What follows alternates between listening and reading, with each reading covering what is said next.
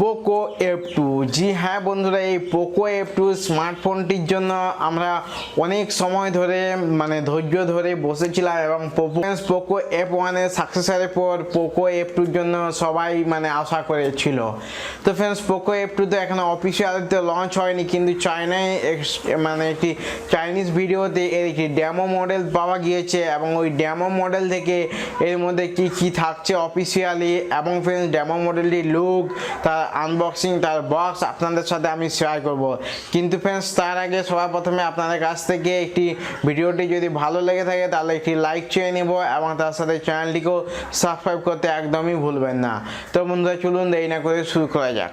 তো ফ্রেন্ডস, যেমন কি আপনারা দেখতে পাচ্ছেন, এই হলো তার ফার্স্ট লুক, যেটাকে ফার্স্ট ইমপ্রেশন বলা হচ্ছে। এবং এই স্মার্টফোনের মধ্যে যেটি হাইলাইট পয়েন্ট বেরিয়েছে ফ্রেন্ডস, স্ন্যাপড্রাগন 855 প্লাস চিপসেট।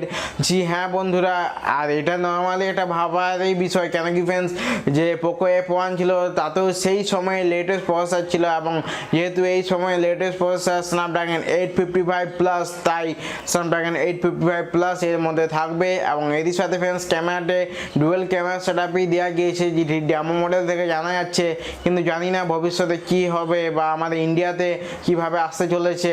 কিন্তু ফ্রেন্ডস, এর সাথে যে 64 মেগাপিক্সেলের ক্যামেরা আছে প্লাস 20 মেগাপিক্সেলের আলট্রা ওয়াইড এর ক্যামেরা সেন্সর দেওয়া আছে। তো ক্যামেরাতে পারফরমেন্স ভালোই পাবেন, পারফরমেন্সের দিক থেকে কোনো রকম কোনো অসুবিধা হবে না। এবং এইবার যেমন কি ফ্রেন্ডস আপনি দেখতে পাচ্ছেন ওই ওয়াটার ড্রপ নচের সাথে এইবার স্মার্টফোনটি লঞ্চ করছে। তো ফ্রেন্ডস, এটি একটি বেশ ভালো গুড নিউজ, কেন কি ফ্রেন্ডস ওই সময় অনেক বড় পরিমাণে একটি নচ ছিল, যেটি ফ্রেন্ডস অনেকে অসুবিধা হয়েছিল।